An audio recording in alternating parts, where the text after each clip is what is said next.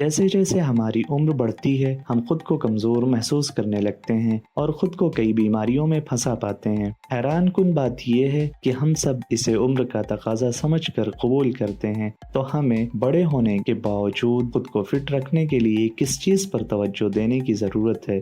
غذائیت، معاشرے میں کچھ دوست، اچھی نیند اور سب سے اہم جسمانی سرگرمی۔ بڑھاپے میں جسمانی سرگرمی کے فوائد ان چیزوں کو بہتر بناتا ہے: مجموعی صحت، قلبی صحت، دماغی صحت، علمی صحت، اچھی نیند، کام کرنے کی صلاحیت۔ ان چیزوں کے خطرے کو کم کرتا ہے: ہائی بلڈ پریشر، کینسر کی کچھ اقسام، موٹاپے کا امکان۔ ان چیزوں سے حفاظت کرتا ہے: گرنے اور گرنے سے متعلق چوٹیں، ہڈیوں کی صحت میں کمی۔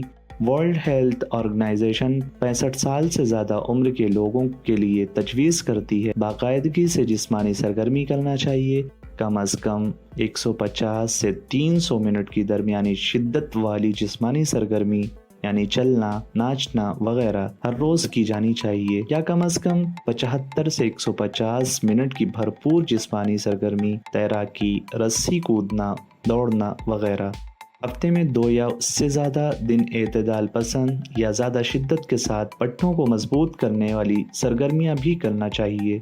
فعال صلاحیت کو بڑھانے کے لیے جسمانی سرگرمی جو توازن اور طاقت پر زور دیتی ہے، ہفتے میں 3 یا اس سے زیادہ دن اعتدال پسند یا زیادہ شدت سے کرنی چاہیے۔ یاد رکھیں، کچھ جسمانی سرگرمیاں کرنا کچھ نہ کرنے سے بہتر ہے۔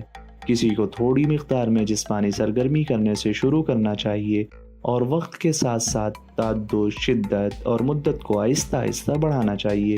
جسمانی طور پر اتنا ہی فعال ہونا چاہیے جتنا فعال صلاحیت کی اجازت دیتا ہے، اور جسمانی سرگرمی کے لیے ان کی محنت کی سطح کو ان کی فٹنس کی سطح کے مطابق ایڈجسٹ کریں۔ غلط سرگرمیوں میں وقت گزارنے کو محدود کریں اور ہلکی پھلکی شدت والی جسمانی سرگرمی سے آغاز کریں۔